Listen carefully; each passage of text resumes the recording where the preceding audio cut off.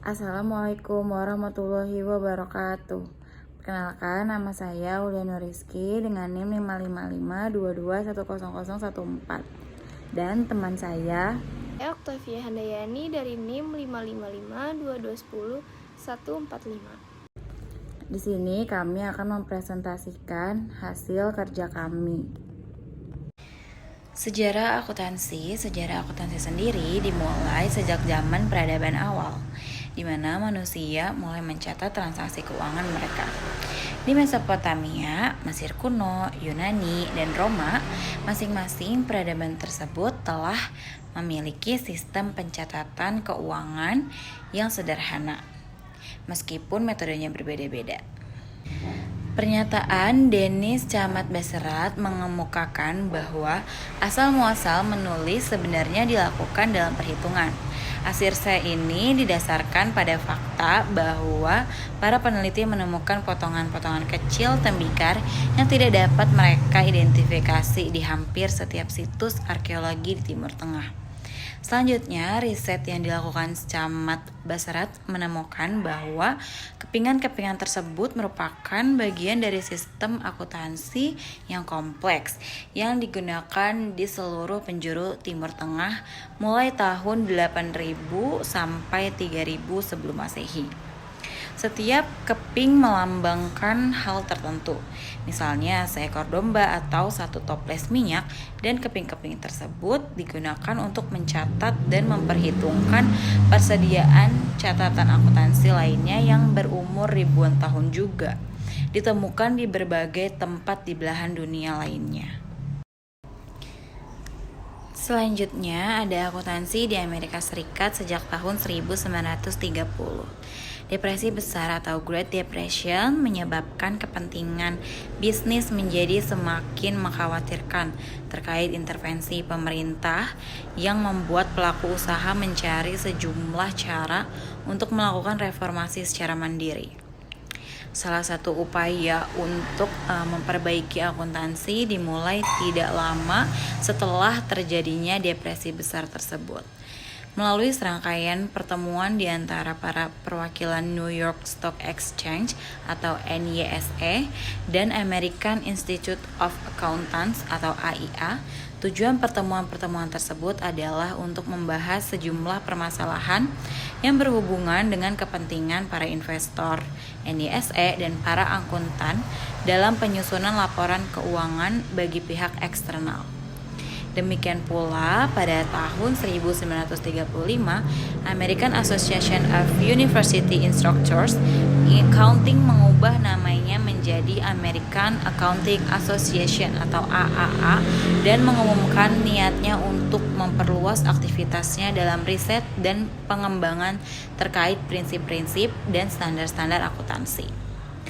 Hasil pertama dari perluasan aktivitas ini adalah publikasi laporan singkat pada tahun 1936 yang diberi judul A Tentative Statement of Accounting Principle Underlying Corporate Financial Statements. Dokumen sepanjang 4,5 halaman tersebut merangkum konsep-konsep penting yang mendasari laporan keuangan pada saat itu. Selanjutnya ada Komite on Accounting Procedure.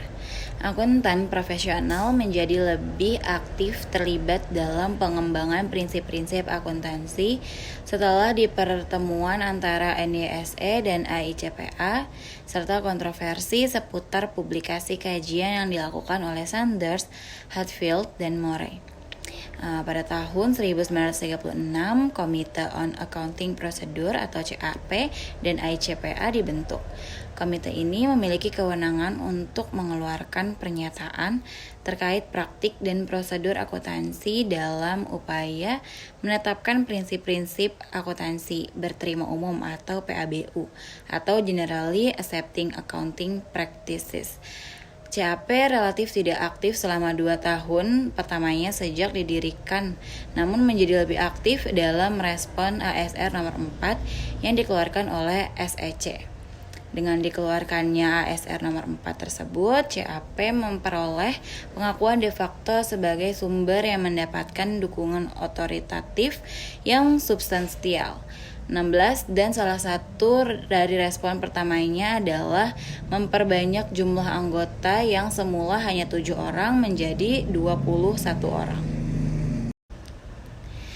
Selanjutnya ada Accounting Principles Board. Pada bulan Oktober 1957, Presiden ICPA yang baru, yaitu Alvin R. Jennings, meminta penyusunan ulang dan penguatan proses penetapan standar ICPA. Sementara pada tahun 1959, metode perumusan prinsip-prinsip akuntansi diperbanyak karena tidak timbul dari riset atau didasarkan pada teori. CAP juga dikritik karena bertindak setengah-setengah dan mengeluarkan standar yang tidak konsisten dalam banyak kasus. Selain itu, semua anggotanya mengeluarkan anggota paruh waktu yang membuat independensinya diragukan. Terakhir, fakta bahwa semua anggota CAP diharuskan menjadi anggota ICPA menghalangi banyak eksekutif keuangan, investor, dan akademisi untuk berkontribusi. Akibatnya, akuntan dalam pengguna pelaporan keuangan meminta adanya keterwakilan yang lebih luas dalam pengembangan prinsip-prinsip akuntansi. Nah, pada tahun 1959, ICPA merespon kemungkinan kelemahan CAP dengan membentuk Accounting Principles Board. Tujuan badan ini adalah untuk mengembangkan pernyataan tertulis dari Generally Accepted Accounting Practices atau GAAP, mempersempit sejumlah perbedaan dari praktik yang sesuai, dan untuk membahas isu-isu kontroversial yang belum terselesaikan. Namun demikian, harapan adanya perubahan dalam metode penetapan prinsip-prinsip akuntansi secara cepat dipadamkan ketika Ketua APB yang pertama, yaitu Weldon Powell, menyuarakan keyakinannya bahwa riset akuntansi itu lebih banyak diterapkan daripada yang benar-benar murni, sementara manfaat dari produk akhirnya masih menjadi kekhawatiran. Financial Accounting Standards Board. Oleh karena kritik terhadap APB semakin berkembang, pada tahun 1971 Dewan Direksi ICPA menunjukkan 2 komite. White Committee yang dipimpin oleh Francis White bertugas mengkaji bagaimana prinsip-prinsip akuntansi keuangan harus ditetapkan. Trueblood Komite yang dipimpin oleh Robert Trueblood diminta untuk menetapkan tujuan laporan keuangan. White Committee menerbitkan laporannya pada tahun 1972 yang merekomendasikan penghapusan APB dan pendirian Financial Accounting Standards Board atau FASB, berbeda dengan APB yang mana para anggotanya merupakan anggota ICPA. Dewan baru ini terdiri dari perwakilan berbagai organisasi. Anggota FASB juga merupakan karyawan tetap atau penuh waktu, tidak seperti anggota APB yang merupakan tenaga paruh waktu yang tidak dibayar. Trueblood Committee yang secara formal dikenal sebagai Study Group on Objectives of Financial Statements menerbitkan pelaporannya pada tahun 1973. Setelah terjadi perdebatan besar dan dengan pertimbangan yang lebih bersifat tentatif di dalam rekomendasinya yang terkait dengan tujuan laporan keuangan daripada rekomendasi yang diberikan White Committee mengenai penentuan prinsip-prinsip akuntansi. Kelompok kajian ini meminta laporannya dianggap sebagai awal dalam mengembangkan beberapa tujuan laporan keuangan dan upaya penting tersebut seharusnya dilakukan untuk melanjutkan kemajuan dalam mempertajam dan memperbaiki standar dan praktik akuntansi.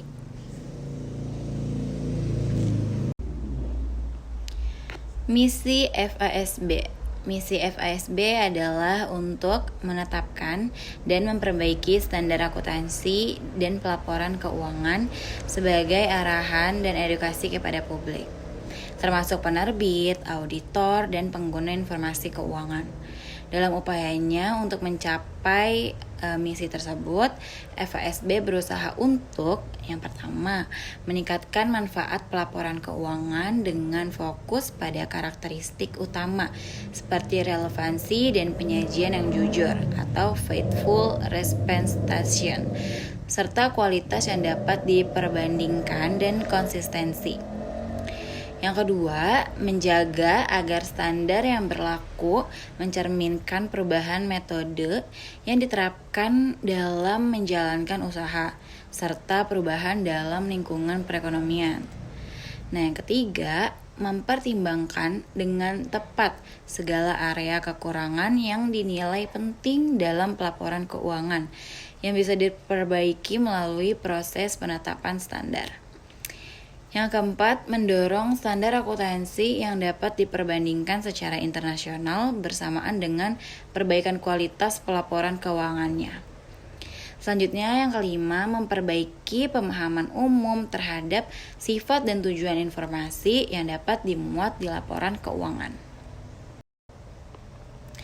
Selanjutnya itu ada jenis-jenis pernyataan. Pada awalnya FASB itu mengeluarkan 2 jenis pernyataan, yaitu ada pernyataan standar akuntansi keuangan PSAK atau Statement of Financial Accounting SFAS dan interpretasi atau interpretation. Selanjutnya itu FASB itu menetapkan 2 rangkaian pernyataan baru, yaitu pernyataan konsep akuntansi keuangan atau Statements of Financial Accounting Concepts atau SFAC dan buletin teknis atau Technical Bulletins atau SFAS. Menyatakan metode dan prosedur akuntansi yang diperlukan untuk permasalahan akuntansi tertentu dan secara resmi menetapkan GAAP. Interpretasi FASB ini merupakan modifikasi atau perpanjangan dari pernyataan suatu permasalahan. SFAC dimaksudkan untuk menetapkan tujuan-tujuan dan konsep-konsep yang akan digunakan oleh FASB dalam mengembangkan standar-standar akuntansi dan pelaporan keuangan. Selanjutnya ada Accounting Standards Codification. Selama 50 tahun terakhir, para profesional di bidang akuntansi keuangan harus mengelola ratusan standar akuntansi yang ditetapkan oleh beberapa lembaga pembuat standar akuntansi yang berbeda. Nah, kebanyakan akuntansi profesional itu tersebut akhirnya meyakini bahwa standar akuntansi telah berevolusi ke titik yang tidak bisa mereka kejar. Jumlah standar yang begitu banyak bukan merupakan permasalahan baru, tetapi semakin lama semakin menjadi sulit untuk diikuti. Para anggota FASAC mengakui adanya permasalahan tersebut dan pada tahun 2001 menyarankan FASB untuk membahas permasalahan akses yang efisien ke GAAPAS dengan memulai proyek penyederhanaan dan kodifikasi. Selama tahun 2002 dan 2003, FASB mulai berbagai proyek untuk membahas permasalahan tersebut dan di awal 2004 FASB mempercepat upayanya dalam proyek kodifikasi dan perbaikan. Pada bulan September 2004, Dewan Pengawas FAF menyetujui pendanaan untuk proyek kodifikasi dan perbaikan FASB bulan Juni 2009. FASB mengumumkan bahwa kodifikasi akan menjadi satu-satunya sumber GAAP AS otoritatif non-pemerintah yang berlaku efektif untuk semua periode interim dan tahunan yang berakhir setelah tanggal 15 September 2009. Konsep tersebut relatif sederhana dan mencakup langkah-langkah berikut. Yang pertama itu ada restrukturisasi seluruh literatur GAAPAS berdasarkan topik ke dalam satu kodifikasi otoritatif. Yang kedua, modifikasi proses penetapan standar yang terfokus pada pembaruan kodifikasi. Alasan utama memulai proses kodifikasi itu adalah Pencarian beberapa sumber otoritatif yang menggunakan proses riset. Sebagai contoh, dengan struktur yang ada sebelumnya, seseorang perlu meninjau literatur FASB, EITF, AICPA, dan SEC yang ada untuk menyelesaikan permasalahan, bahkan yang paling sederhana sekalipun. Nah, selanjutnya ada isu-isu yang muncul. Isu-isu yang muncul, salah satu kritik awal FASB adalah kegagalan menyediakan pedoman terkait munculnya permasalahan dalam praktik dan implementasi pada saat yang tepat. Nah, selama tahun 1984, FASB merespon kritik tersebut dengan cara, yaitu yang pertama, membentuk satuan kerja, yaitu Emerging Issues Task Force, untuk membantu mengidentifikasi sejumlah isu dan permasalahan yang perlu ditindaklanjuti. Nah, dan yang kedua, memperluas cakupan dari FASB Technical Bulletins dalam upaya menawarkan pedoman yang lebih cepat untuk sejumlah permasalahan yang lebih beragam.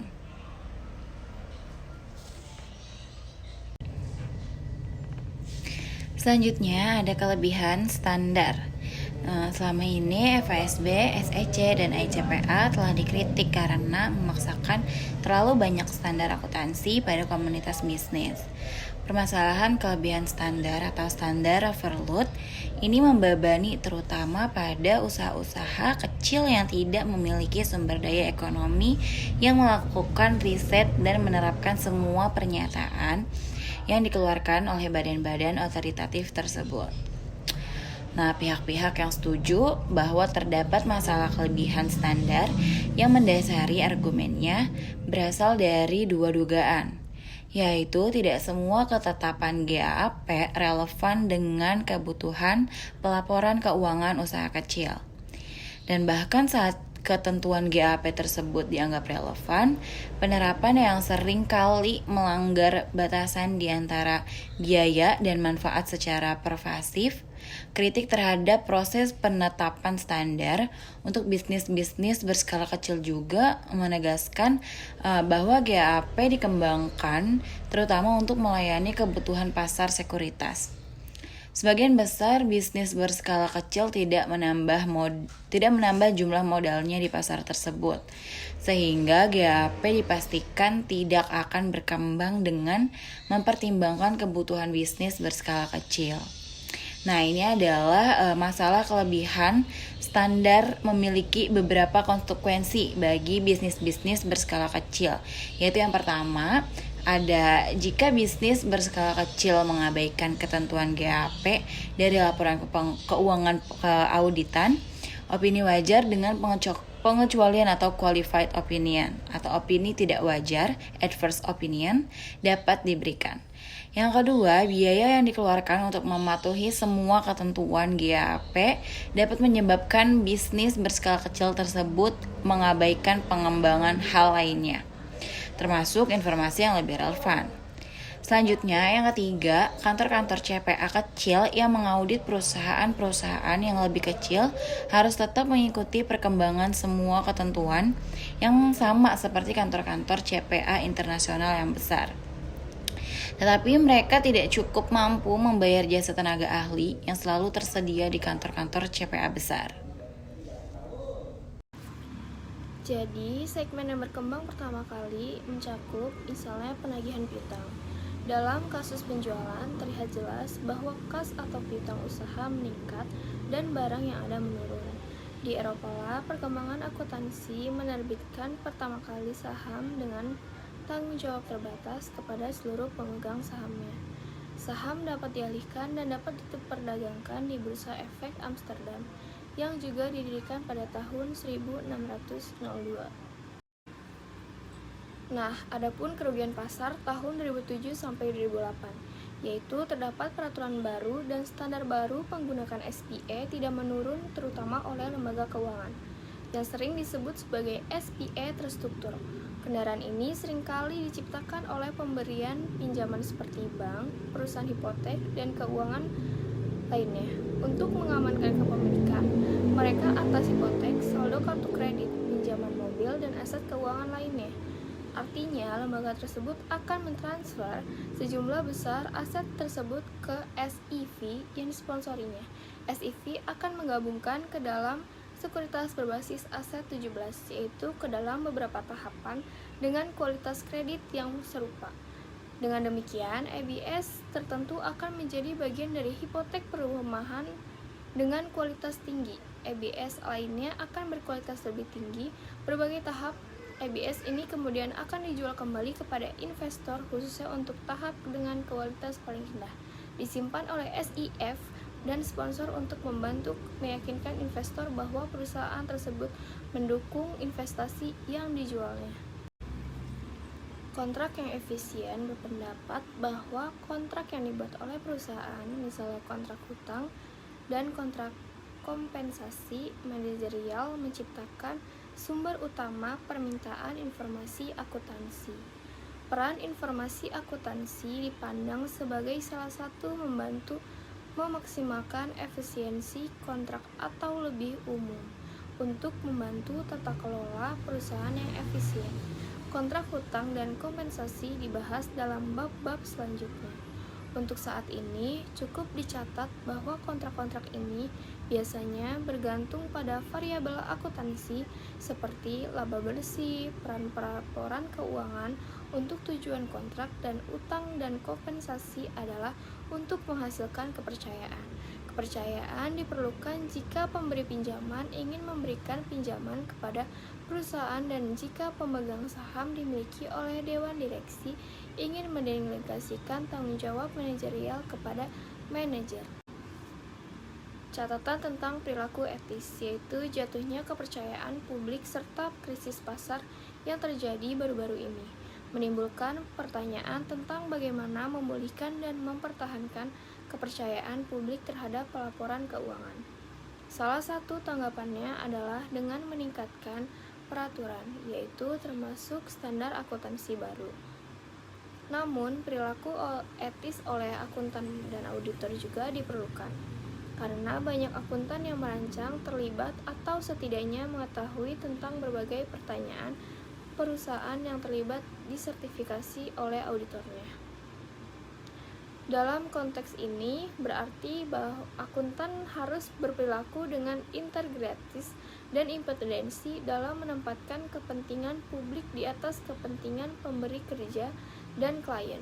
Jika hal ini bertentangan, penting untuk disadari bahwa terdapat dimensi sosial dalam integrasi dan kemandirian. Standar akuntansi berbasis aturan dan berbasis prinsip. Standar berbasis aturan berupaya untuk menetapkan aturan rinci tentang cara melakukan akuntansi. Namun, alternatif terhadap peraturan rinci adalah standar akuntansi hanya menetapkan prinsip-prinsip umum dan mengandalkan pertimbangan profesional auditor untuk memastikan bahwa penerapan standar.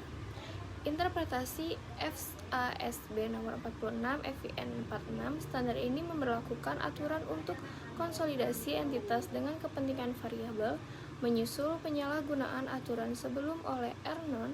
Namun peraturan baru ini pada gilirannya diabaikan oleh banyak lembaga keuangan melalui perbuatan catatan kerugian yang diperkiraan. Kompleksitas informasi dalam akuntansi dan pelaporan keuangan.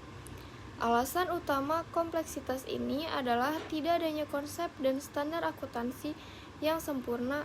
Akibatnya, individu tidak akan sepakat dalam beraksi terhadap informasi yang sama sekalipun.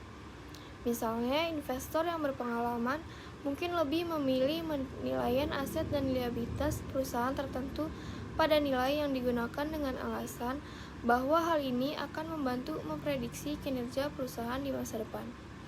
Investor utang seperti pemegang obligasi mungkin lebih memilih akuntansi konservatif dengan alasan bahwa mengecilkan aset dan pendapatan melindungi kepentingan pemberian pinjaman dengan mempersulit manajer untuk mengurangi keamanan. Misalnya membayar dividen yang berlebihan kepada pemegang saham. Manajemen biasanya menolak dimasukkannya keuntungan dan kerugian yang belum direalisasi akibat perubahan nilai aset dan liabilitas dalam laba bersih, dengan alasan bahwa hal tersebut menyebabkan volatilitas yang berlebihan pada laba, tidak mencerminkan kinerjanya dan tidak boleh dimasukkan ketika mengevaluasi hasil laba bersih. Peran penelitian akuntansi. Ada dua cara yang saling melengkapi untuk memandang peran penelitian. Yang pertama adalah mempertimbangkan dampaknya terhadap praktik akuntansi, khususnya model teori keagenan telah meningkatkan pemahaman kita tentang kepentingan manajer dalam pelaporan keuangan. Peran rencana kompensasi eksekutif dalam memotivasi dan mengembalikan operasi manajemen di perusahaan dan cara-cara yang digunakan manajemen dalam pelaporan keuangan. Hal ini tentang kepentingan manajer dalam pilihan kebijakan akuntansi dan mengapa mereka ingin membiasakan atau memanipulasi laba bersih yang dilaporkan atau setidaknya memiliki kemampuan untuk mengelola keuntungan. Pentingnya asimetri informasi. Kita akan membahas dua tipe utama asimetri informasi. Yang pertama adalah seleksi kerugian. Untuk tujuan kita, seleksi merugikan terjadi karena beberapa orang seperti manajer perusahaan dan orang dalam lainnya.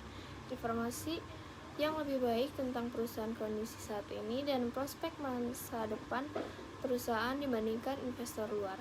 Ada berbagai cara yang dilakukan manajer dan orang dalam lainnya untuk mengeksploitasi keunggulan informasi mereka dengan mengorbankan pihak luar. Misalnya, manajer mungkin berperilaku oportunistik dengan membiasakan atau mengelola informasi yang diberikan kepada investor, mungkin untuk meningkatkan nilai opsi saham yang mereka miliki. Mereka mungkin menunda atau secara selektif merilis informasi lebih awal kepada investor atau analisis terpilih, sehingga memungkinkan orang dalam termasuk mereka sendiri mendapatkan keuntungan dengan mengorbankan investor biasa. Fundamental keuangan teori akuntansi. Akhirnya, jika manajer tidak dapat memperoleh pengembalian yang dapat diterima atas nilai wajar aset bersih, maka aset tersebut harus dilepas. Nilai saat ini sangat fluktuatif dampaknya terhadap laba yang dilaporkan dan bahkan dapat meningkatkan vokalitas laba melebihi vokalitas real yang dihadapi perusahaan. Peraturan sebagai reaksi terhadap masalah fundamental. Mengapa tidak menerapkan peraturan seminimal mungkin untuk menyediakan lingkungan perdagangan yang stabil, penyelesaian perselisihan, dan hukuman atas pelanggaran, kemudian dibiarkan kekuatan pasar menentukan berapa banyak dan jenis informasi apa yang harus diproduksi oleh perusahaan. Kita dapat menganggap investor dan penggunaan laporan keuangan lainnya sebagai peminta informasi dan manajer sebagai pemasok. Seperti halnya pasar apel dan mobil, kekuatan permintaan dan penawaran dapat menentukan kuantitas yang diproduksi. Pandangan ini berargumen bahwa kekuatan pasar cukup mampu mengendalikan masalah seleksi kerugian dan moral hazard sehingga investor terlindungi dan pasar tenaga kerja manajerial serta pasar sekuritas akan berjalan cukup baik. Kondisi ideal. Yang dimaksud dengan kondisi ideal adalah perekonomian di atas mana arus kas masa depan perusahaan dan probabilitasnya diketahui. Selain itu, perekonomian mempunyai pasar yang sempurna dan lengkap atau setara dengan kurangnya asimetri informasi dan hambatan lain terhadap bekerjanya pasar secara adil dan efisien. Kondisi seperti ini juga disebut yang terbaik pertama. Kemudian penilaian aset dan liabilitas didasarkan pada nilai kini yang diharapkan pada arus kas masa depan, yaitu nilai pakai. Bahaya moral yang timbul karena upaya manajer dalam menjalankan perusahaan tidak dapat diobservasikan. Artinya, masalah keputusan manajer adalah keputusan berapa banyak usaha yang harus dicurahkan untuk menjalankan perusahaan atas nama pemegang saham. Karena upaya tidak dapat diamati, manajer mungkin tergoda untuk mengabaikan upaya tersebut. Peraturan standar. Nilai aset dan liabilitas saat ini berpotensi lebih menarik bagi investor ekuitas dibandingkan biaya historinya, karena jika pasar bekerja dengan baik, nilai saat ini memberikan indikasi terbaik mengenai kinerja perusahaan dan hasil investasi di masa depan. Seleksi yang merugikan. Hal ini menimbulkan masalah. Seleksi merugikan adalah masalah dari perusahaan kepada investor luar melalui pengungkapan penuh informasi yang berguna dan hemat biaya kepada investor, dan penggunaan laporan keuangan lainnya. Untuk memahami bagaimana akuntansi keuangan dapat membantu mengendalikan masalah seleksi merugikan, diperlukan pemahaman tentang bagaimana investor mengambil keputusan. Proses penetapan standar. Pengembangan suatu aset standar akuntansi global lebih yang berkualitas, mudah dipahami, dan dapat diterapkan. Standar ini dikembangkan oleh Dewan yang terdiri atas 16 orang penetapan konsep standar akuntansi yang didirikan pada tahun 2001. Relevasi teori akuntansi keuangan terhadap praktik akuntansi dicapai dengan dua cara utama. Pertama, berbagai teori dan penelitian yang mendasari akuntansi keuangan diuraikan dan dijelaskan dalam bahasa yang sederhana, dan relevasinya ditunjukkan melalui berbagai referensi praktik akuntansi. Misalnya, bab 3 yang menjelaskan bagaimana investor dapat membuat keputusan investasi yang rasional, dan kemudian menunjukkan bahwa teori keputusan ini mendasari kerangka konseptual sketsa teori dalam praktek yang mengilustrasikan teori secara lebih ekstensif tersebar di seluruh buku ini. Selain itu, buku ini berisi banyak contoh di mana standar akuntansi dijelaskan dan dievaluasi secara kritis.